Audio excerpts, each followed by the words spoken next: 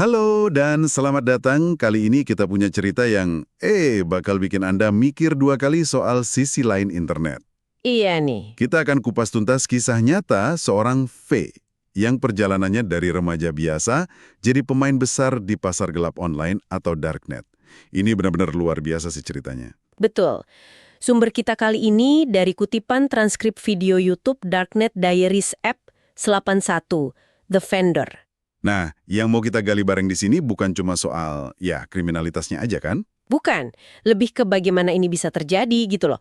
Gimana sih orang bisa nyemplung ke dunia kayak gini, terus tantangan teknologi dan keamanannya kayak apa. Resiko gila apa aja yang diambil, itu pasti banyak banget. Banget. Dan akhirnya kok bisa ketahuan juga. Nah, ini cerita soal pilihan, konsekuensi, dan ya, teknologi yang ternyata punya sisi gelap juga. Coba deh Anda bayangin, bangun bisnis ilegal. Puluhan ribu dolar seminggu. Modalnya cuma komputer sama internet. Gila ya?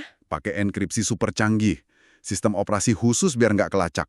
Sampai nekat ketemu orang asing di tempat umum buat tukar bitcoin. Puluhan ribu dolar jadi setumpuk uang tunai. Itu bagian paling ngeri kayaknya. Gila kan? Yaudah, kita telusuri barang kisah si V ini. Oke. Jadi semua ini dimulai waktu V masih SMA. Latar belakangnya sebenarnya cukup oke loh. Keluarga kelas menengah atas, sekolah swasta. Katanya sih jago main musik. Oh, punya bakat ya? Iya, tapi dia salah gaul gitu. Temenannya sama anak-anak yang dianggap nakal atau burnout lah istilahnya. Nah, di usia 16-17, dia mulai coba ganja. Uniknya nih, katanya sebelum nyentuh alkohol. Oh ya? Agak kebalik ya biasanya. Ya, dari situ muncul ide bisnis pertama. Jualan ganja biar bisa pakai gratis. Terus, ini titik baliknya nih. Seorang temen ngenalin dia ke Silk Road. Wah, Silk Road. Legendaris itu. Ya, pasar gelap online pertama itu kan. V langsung terpukau gitu katanya. Waktu itu harga Bitcoin masih murah banget, sekitar 30-40 dolar aja. Insting bisnisnya jalan tuh. Walaupun awalnya nggak punya modal sama sekali, dia berhasil yakinin temen buat modalin duluan. Istilahnya front me. Oh, ditalangin gitu ya? Betul. Bahkan sampai beliin temennya ganja sekarung penuh tanpa bilang sumbernya dari Silk Road. Ini udah nunjukin jiwa dagangnya sih. Meski ya di jalan yang salah banget. Tapi soal privasi, awalnya dia polos banget loh. Gimana tuh? Pernah nanya ke penjual di Silk Road, bisa bayar pakai PayPal nggak? Ya jelas diketawain lah. Iya kan? Tapi justru dari situ dia jadi belajar banyak. Tentang Bitcoin, tentang PGP itu loh. Semacam cara buat kirim pesan rahasia yang dienkripsi. Pretty good privacy. Nah itu. Dan soal keamanan dasar di dunia maya. Belajarnya langsung dari sekolah kehidupan di Darknet. Dia juga mulai pinter ngakalin pengiriman paket. Biar orang tuanya nggak curiga, paketnya dikirim ke alamat saudara lain. Oh, diakalin ya? Iya, terus dia kasih uang imbalan ke saudaranya itu. Hasilnya, pas lulus SMA umur 18, dia udah punya tabungan lumayan dari bisnis gelap kecil-kecilan ini. Ceritanya lanjut nih pas dia kuliah. Dapat beasiswa musik di universitas negeri, tapi ambil jurusan kedokteran juga. Wah, ambisius banget ya, musik sama kedokteran. Iya, tapi dunia Darknet berubah. Silk Road ditutup FBI tahun 2013. Itu kan berita besar banget waktu itu. Iya, penutupan Silk Road itu mengguncang banget ekosistem Darknet. Tapi ya bukan berarti berhenti total. Para pemainnya, termasuk V, cepet banget pindah ke pasar lain kayak Agora. Nggak ada matinya ya pasar gelap ini. Selalu cari jalan. Ini nunjukin betapa bandelnya mereka. Nah, di kampus, V ini adaptif banget. Dia lihat teman-temannya lebih minat ke narkoba jenis lain, bentuknya pil. Permintaan pasar ya? Betul. Dia mulai beli ribuan pil dari Agora, terus jual partai besar ke berbagai kelompok mahasiswa. Logistiknya makin kreatif, tapi juga makin bahaya. Bener, dia nggak kirim paket ke alamat sendiri lagi. Lebih hati-hati, dia bayar teman-teman kuliahnya 100-150 dolar per paket cuma buat jadi alamat penerima. Istilahnya drop address. Wah, nekat juga ya teman-temannya mau. Di kepercayaan di lingkaran kriminal. Dan bener aja, risikonya kejadian. Tapi uniknya, bukan karena drop address itu. Loh, terus kenapa? Kesalahan fatal V adalah dia serakah. Jual langsung ke teman sekamarnya sendiri. Waduh, Padahal si teman sekamar ini ternyata diam-diam jual lagi ke polisi yang nyamar. Kena 3 kali transaksi terpantau atau controlled buys. wah Wah, ini klasik banget. Justru transaksi tatap muka yang kelihatan simple itu sering jadi celah. Risiko ketahuannya lebih tinggi. Iya kan? Polisi akhirnya dapat surat penggeledahan apartemen V, tapi target utamanya si teman sekamar itu, V malah nggak ada di surat itu awalnya. Loh, terus gimana dia bisa kena? Detik-detik penggerebekannya pasti tegang banget. V dengar polisi di depan pintu langsung panik karena nyimpen ribuan pil di kamarnya. Dia buru-buru mau masukin semua ke berangkas pas polisi udah gedor-gedor pintu kamarnya. Astaga. Begitu pintu dibuka paksa sama polisi, ya ketangkep basah deh.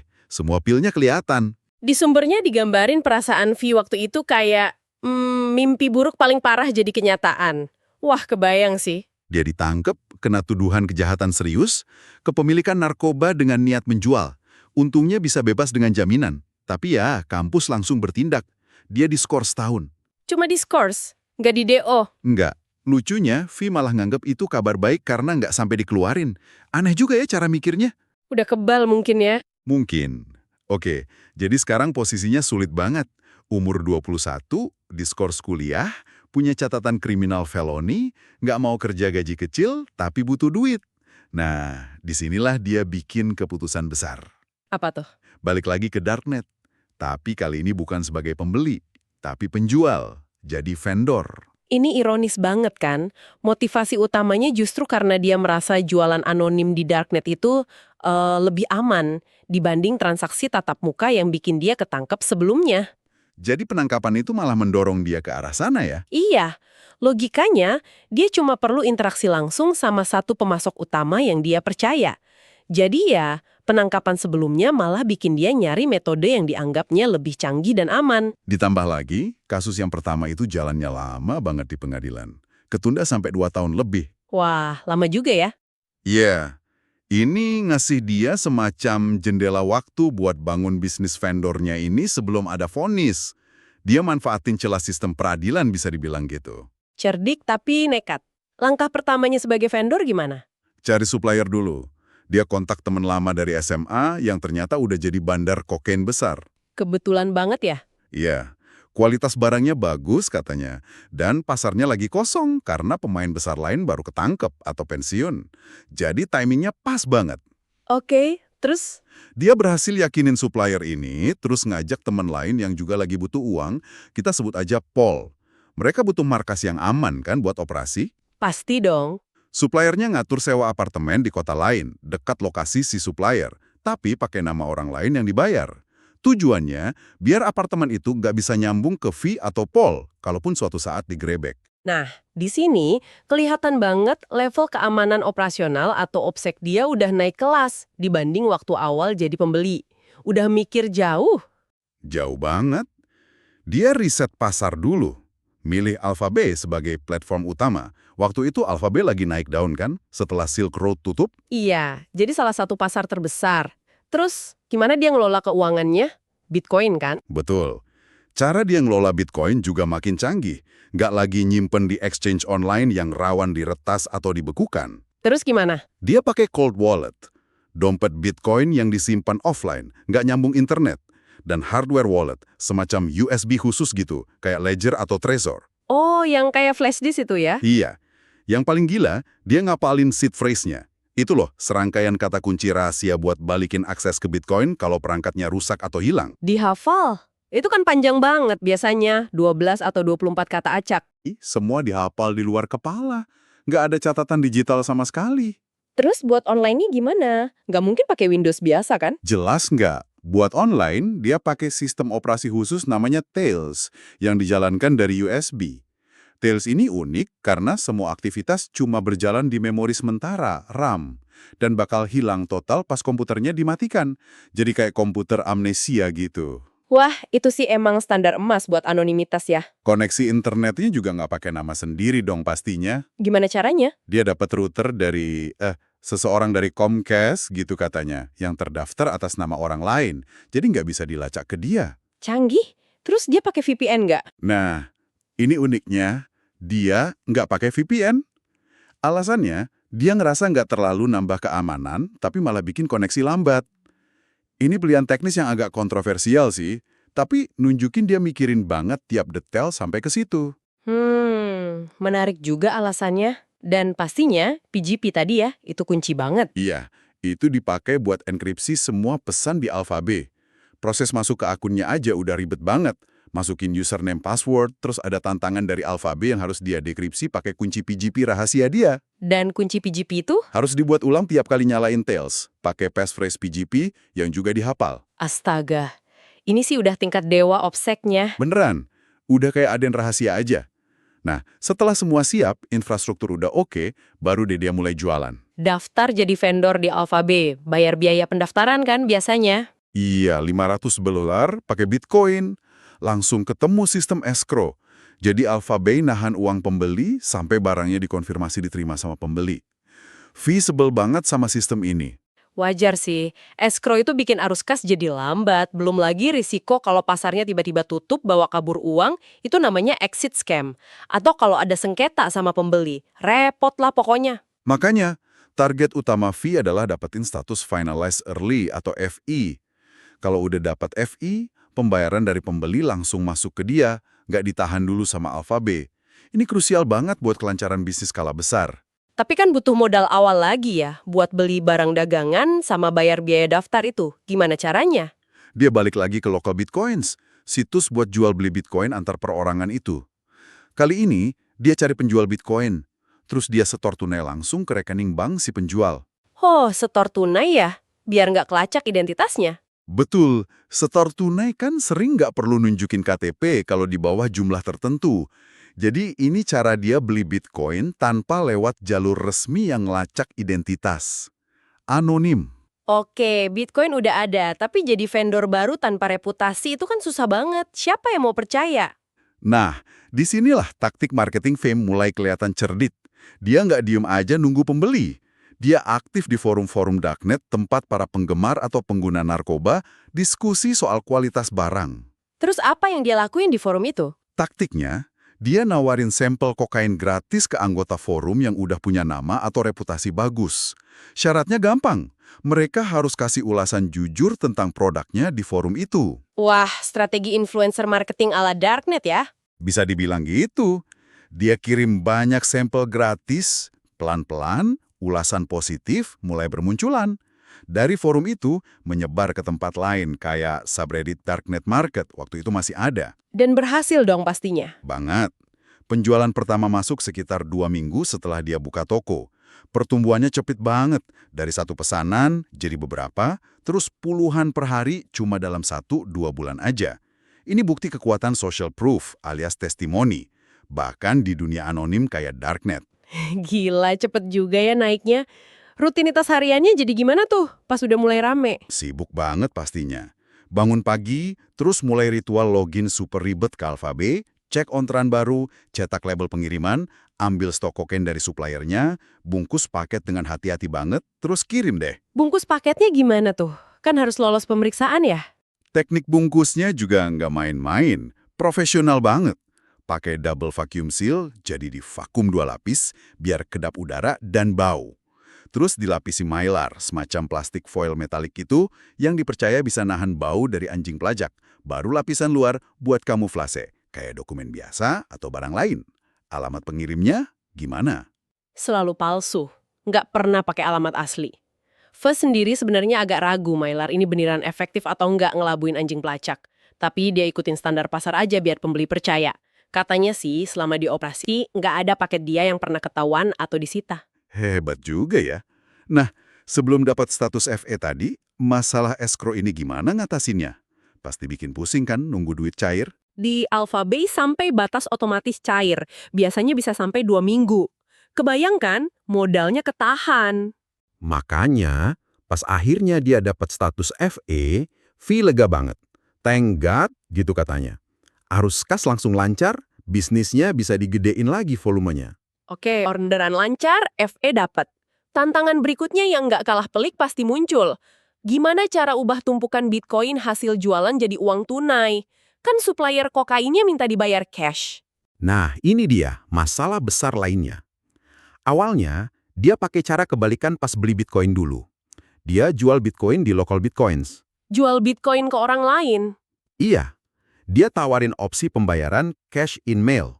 Jadi pembeli kirim uang tunai lewat pos ke alamat palsu dia, setelah V terima uangnya, baru deh Bitcoin-nya dikirim ke pembeli. Itu berisiko banget nggak sih nerima kiriman uang tunai lewat pos?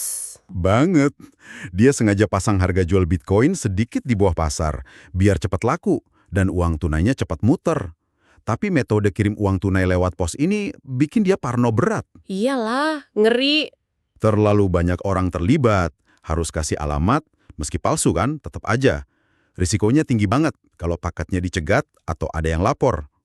Akhirnya, dia nemu satu orang di lokal Bitcoins yang aneh. Aneh gimana? Orang ini rutin beli Bitcoin dari dia dalam jumlah besar, 10.000 sampai 20.000 dolar sekali transaksi. Dan selalu pakai metode cash in mail.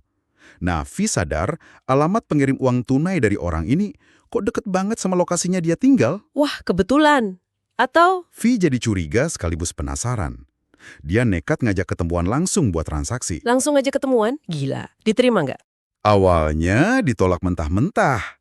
Tapi setelah beberapa kali transaksi via pos lagi, V bujuk terus. Akhirnya orang ini setuju. Lokasinya dipilih di tempat umum yang rame, area makan di sebuah supermarket. Biar aman mungkin ya di tempat rame. Terus gimana pas ketemu? Pas ketemu, V kaget banget. Ternyata orang yang selama ini transaksi sama dia itu seorang perempuan.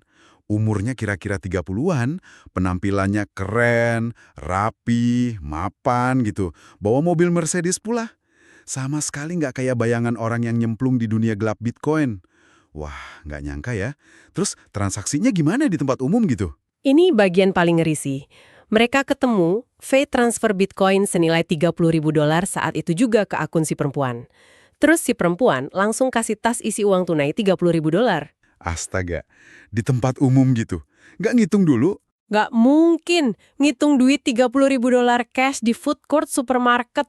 Bisa dirampok atau ditangkep langsung. Jadi benar-benar modal saling percaya aja saat itu. V bilang telapak tangannya sampai basah keringetan saking tegangnya. Takut ditipu atau dirampok. Gila, tegang banget pasti. Untungnya lancar ya. Untungnya lancar. Dan pertemuan ini jadi rutin tiap minggu. V nuker 30.000 dolar sampai 40.000 dolar Bitcoin jadi uang tunai tiap ketemu sama si perempuan ini. Akhirnya V jadi paham model bisnis si perempuan ini. Gimana tuh? Si perempuan ini beli Bitcoin dari V di harga bawah pasar. Misalnya harga pasar dikurangi 6%. Terus dia jual lagi Bitcoin itu di local Bitcoins ke orang lain dengan harga di atas pasar. Misalnya harga pasar ditambah 6%. Jadi dia dapat untung sekitar 12% cuma dari muterin uang tunai itu. Jadi kayak money changer Bitcoin ilegal gitu. Cerdas juga ya dia. Latar belakang si perempuan ini ketahuan nggak sama V? Agak misterius. V coba cari tahu nama akun online si perempuan itu, nemu namanya disebut di dokumen pengadilan kasus Silk Road yang lama. Wah, jadi kemungkinan Kemungkinan besar dia mantan vendor juga yang udah ketangkap, terus ganti haluan jadi tukang cuci Bitcoin kayak gini. V ngaku sih, ketemu langsung gini jelas ngorbanin anonimitasnya. Tapi dia ngerasa harus turun tangan sendiri biar arus kas lancar. Soalnya pernah coba nyuruh orang lain buat ngurusin cash out gini tapi gagal terus. ini dilema klasik di dunia kriminal ya. Kebutuhan akan efisiensi dan kontrol sering banget bentrok sama prinsip keamanan dan anonimitas. V akhirnya milih ngorbanin sedikit keamanan demi kelancaran bisnisnya. Keputusan berisiko. Betul. Nah, di titik ini, bisnis V lagi jaya-jayanya banget nih. Status FI di Alphabet udah dapat. Dia buka toko juga di pasar gelap lain namanya Dream Market. Supplier lancar, orderan banjir, cara cairin duit udah ketemu polanya. Omsetnya kan tadi sebut 30-40 ribu dolar seminggu ya. Itu untung bersihnya berapa kira-kira buat V sendiri? Nah, itu dia. Omset segitu emang bukan untung bersih ya. Biayanya banyak banget. Bayar kurir paket atau shippers, bayar si Paul temennya itu, plus setoran persentase yang besar ke supplier kokain utamanya. Untung bersih V pribadi awalnya sekitar 3-4 ribu dolar seminggu, tapi pas lagi di puncaknya bisa sampai 10 ribu dolar seminggu. Wah, tetap gede banget ya 10 ribu dolar seminggu buat anak umur 20-an awal. Mulai kelihatan di gaya hidupnya nggak? Mulai kelihatan. Dia beli mobil BMW, tapi belinya juga lewat jalur belakang, lewat dealer kenalan suppliernya yang punya bisnis sampingan agak abu-abu gitu. V ngakunya sih kebanyakan uangnya tetap disimpan, cuma dipakai buat bayar sewa apartemen sama mobil itu aja. Nggak foya-foya banget katanya. Oke. Terus keluarganya gimana? Tahu nggak? Ada cerita menarik nih pas dia pulang bawa BMW baru itu. Orang tuanya curiga dong. Anak kuliahan di Skors kok bisa beli BMW? Ibunya nggak percaya sama sekali alasan V soal trading Bitcoin. Terus? Suatu malam, ibunya ngajak dia makan malam khusus berdua. Terus ibunya minum anggur, yang katanya jarang banget dilakuin, baru deh didesak buat jujur. Akhirnya V ngaku kalau dia jualan kokain di internet. Reaksi ibunya gimana? Marah besar pasti ya? Nah, ini di luar dugaan V. Ibunya ternyata nggak marah meledak-ledak, malah tenang gitu. Ibunya kayaknya ngerti situasinya V, tapi jelas khawatir banget sama risikonya. Dia cuma minta V buat berhenti di batas waktu tertentu. V setuju saat itu, tapi ya nggak langsung berhenti juga sih. Aneh juga ya reaksinya. Kok bisa setenang itu? V sendiri mikir mungkin karena dia ngejelasin operasinya yang canggih itu, jadi ibunya agak sedikit tenang ngira aman. Atau mungkin juga itu semacam penyangkalan dari si ibu ya, kita nggak tahu pasti. Bisa jadi. Nah, puncak operasinya, dia pernah kirim 40-45 paket dalam satu hari. Ngerasa sukses banget waktu itu.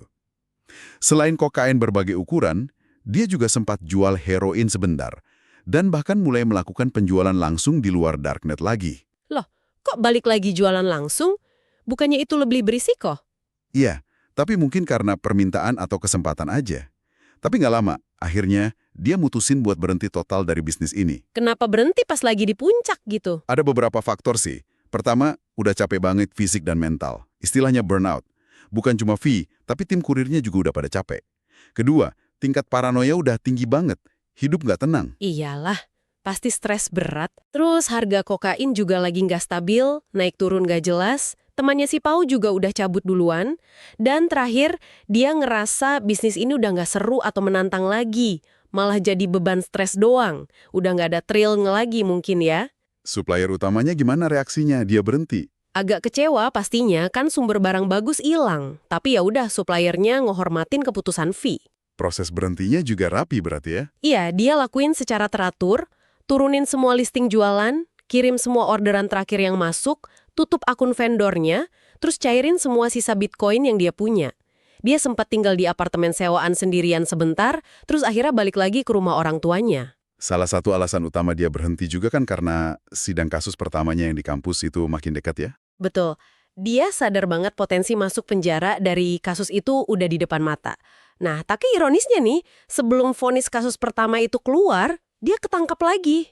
Loh, ketangkep lagi? Kasus apa lagi nih? Ini penangkapan kedua, kasus negara bagian lagi. Kali ini konyol sih penyebabnya. Dia nyetir sambil mabuk parah gara-gara stres berat, pakai Xanax dan obat penenang lain kebanyakan. Waduh, Nabrak pembatas jalan, terus coba kabur, tapi ketangkep polisi. Pas digeledah, di kantongnya ada 100 pil Xanax. astaga. Jadi kena felony lagi? Kena felony lagi, dan karena kasus felony yang pertama belum beres, hakim nggak mau kasih jaminan sama sekali kali ini. Langsung masuk penjara. Jadi dia di penjara berapa lama buat 2 kasus negara bagian ini? Akhirnya dia di penjara total 6 bulan di penjara county atau penjara lokal gitu. Itu udah gabungan hukuman kasus pertama dan kedua. Umurnya waktu itu baru 23 tahun. Tapi yang menarik, polisi negara bagian ini tahu nggak soal aktivitas dia sebagai vendor besar di darknet? Sama sekali nggak tahu. Jadi bisa dibilang, OPSEC online-nya V itu berhasil banget nutupin skala operasinya dari aparat lokal. Mereka cuma tahu kasus narkoba kampus sama kasus DUI plus kepemilikan Xanax aja. Gila ya, keamanan online-nya kuat, tapi kecerobohan di dunia nyata yang bikin dia jatuh. Betul. Nah, setelah bebas dari penjara lokal 6 bulan itu, V inisiatif sendiri masuk pusat rehabilitasi narkoba di negara bagian lain. Mau berubah ceritanya. Bagus dong. Tapi, ada syarat bebas bersyarat dari kasus negara bagian dia yang sebelumnya. Dia harus terbang balik ke negara bagian asal kasusnya setiap 45 hari sekali cuma buat lapor ke petugas pengawas atau probation officer. Nah, kewajiban lapor inilah yang akhirnya jadi jebakan maut buat dia. Jebakan gimana maksudnya? Pas laporan ketiga kalinya ke kantor PO, petugasnya bilang, oh ada yang mau ketemu kamu di ruang conference. Pas V masuk, di sana udah nunggu 2 agen federal dari ATF, Bureau of Alcohol, Tobacco, Firearms, and Explosives. Dia langsung diborgol saat itu juga. Ketangkep federal. Wah, Jadi federal akhirnya turun tangan. Gimana mereka bisa tahu? Agen ATF itu langsung to the point. Kami tahu kamu vendor disebut nama samaran V di Darknet, kata mereka.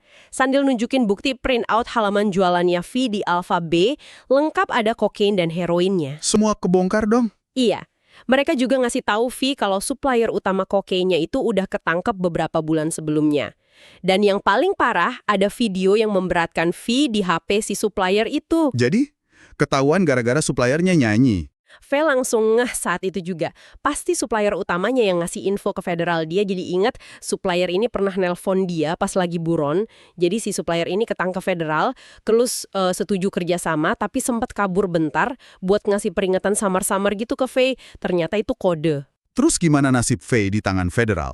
Federal nawarin kerjasama, pilihan sulit. Kalau nggak mau kerjasama, V terancam hukuman minimal 10 tahun penjara federal. Itu minimal ya, bisa lebih lama karena dia udah punya catatan kriminal, felony sebelumnya, dan jumlah narkoba yang dia jual itu banyak banget. Waduh. Terus Faye milih apa? Setelah mikir panjang, dan mungkin juga karena udah capek, V mutusin buat kerjasama, cooperate sama pemerintah federal buat ngurangin hukumannya. Apa motivasinya kerjasama? Cuma biar hukuman ringan? Motivasinya kompleks sih. Yang utama jelas buat potong hukuman drastis. Tapi ada juga unsur balas dendam, karena dia ngerasa dikhianati sama suppliernya yang udah nyanyi duluan.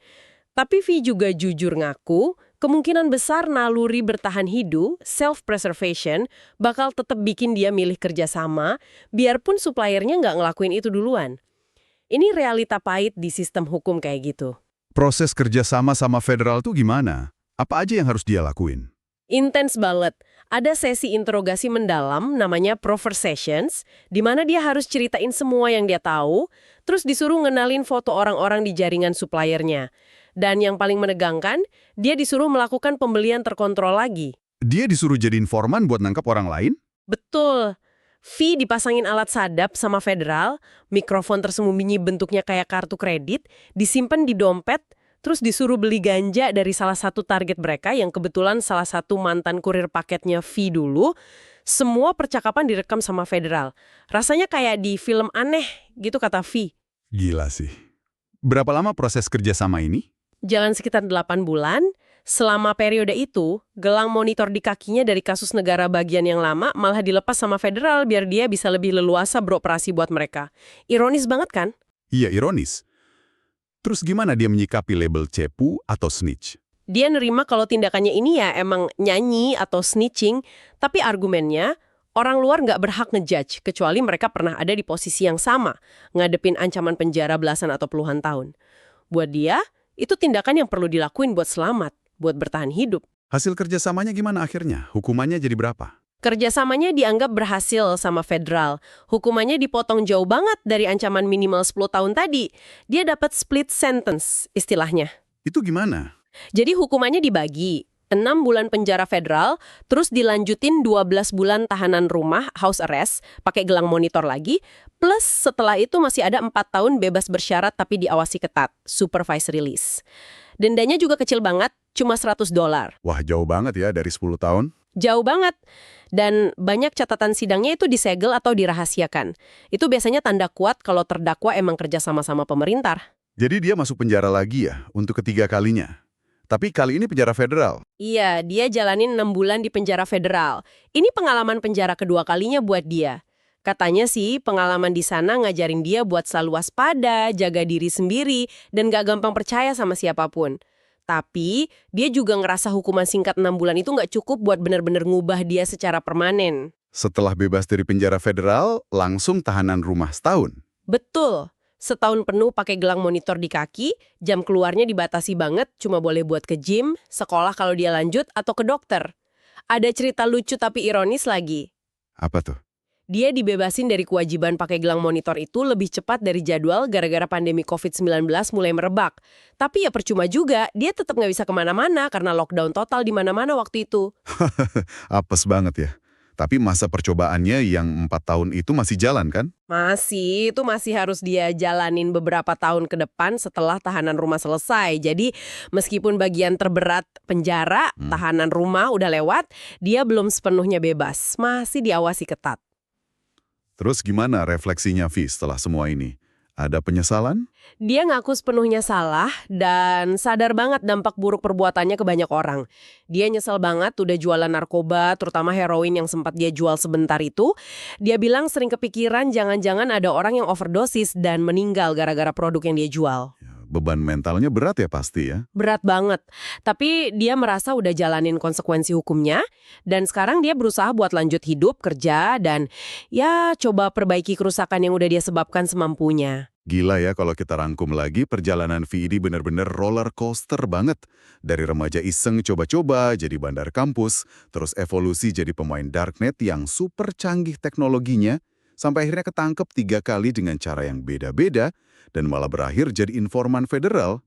Iya, cerita ini benar-benar nunjukin betapa rumitnya keamanan siber di dunia kriminal, tekanan mental yang luar biasa jadi buronan atau pelaku kejahatan kayak gitu, dan ya konsekuensi nyata dari setiap pilihan yang diambil. Nggak ada yang main-main. Buat Anda yang dengerin nih, cerita V ini kayaknya bisa ngasih gambaran soal realita yang tersembunyi di balik layar internet kita sehari-hari ya. Gimana teknologi anonimitas itu bisa disalahgunain. Betul. Dan betapa tipisnya batas antara orang yang cuma cerdas teknologi sama tindakan ilegal. Terus, gimana keputusan-keputusan kecil di usia muda itu bisa punya efek domino yang panjang banget ke depannya. Sekaligus nunjukin betapa pentingnya kita paham soal jejak digital dan keamanan operasional. Bahkan kalau kita belajar dari sudut pandang yang nggak biasa kayak cerita kriminal gini. Setuju banget. Ada pelajaran soal OPSEC yang bisa diambil meskipun konteksnya negatif ya. Nah, sebagai penutup nih, ada satu hal menarik banget buat kita renungkan bareng dari kisah V ini. Coba perhatiin deh. Di satu sisi, keamanan operasional atau OPSEC dia waktu jadi vendor di darknet itu kuat banget kan? Kuat banget. Gila malah persiapannya. Buktinya, dia nggak pernah ketangkap karena aktivitas online-nya itu. Penangkapan federal yang terakhir itu kan pemicunya faktor manusia. Suppliernya nyanyi, plus dia kejebak sama kewajiban lapor dari kasus negara bagian sebelumnya yang nggak ada hubungannya sama darknet. Iya, bener juga. OPSEC digitalnya bisa dibilang nggak jebol. Yang jebol justru keamanan fisik dan jaringannya. Tapi di sisi lain, sistem hukum federal akhirnya bisa bongkar semua operasinya justru dengan memanfaatkan kelemahan manusia itu. Mereka membalik suppliernya, terus pakai fee buat nangkap orang lain lagi di jaringan yang sama. Siklusnya gitu terus. Iya juga ya. Jadi kayak domino effect yang dipicu oleh kerjasama antar pelaku kejahatan itu sendiri. Nah, pertanyaan buat Anda renungkan nih. Sejauh mana sih keadilan itu bisa dibilang tercapai kalau sistem penegakan hukumnya sangat bergantung pada kerjasama dari pelaku kejahatan itu sendiri? Maksudnya gimana tuh? Ya, kerjasama ini kan seringkali bikin pelaku yang mau buka mulut atau nyanyi itu dapat hukuman yang jauh lebih ringan dibanding teman-temannya yang mungkin milih buat tetap diem atau nggak mau kerjasama. Adil nggak sih sistem kayak gitu? Oh iya, itu dilema etis yang besar ya dalam sistem peradilan pidana, terutama di kasus konspirasi atau kejahatan terorganisir, yang kerjasama dapat diskon hukuman besar. Betul. Terus apa artinya ini buat konsep pertanggungjawaban individu dalam lingkaran kejahatan terorganisir? Kalau yang paling pinter nyanyi, bisa jadi yang paling ringan hukumannya gimana dong? Coba deh Anda renungkan ya. Pertanyaan yang bagus banget buat jadi bahan pemikiran. Kisah V ini emang banyak banget lapisannya ya.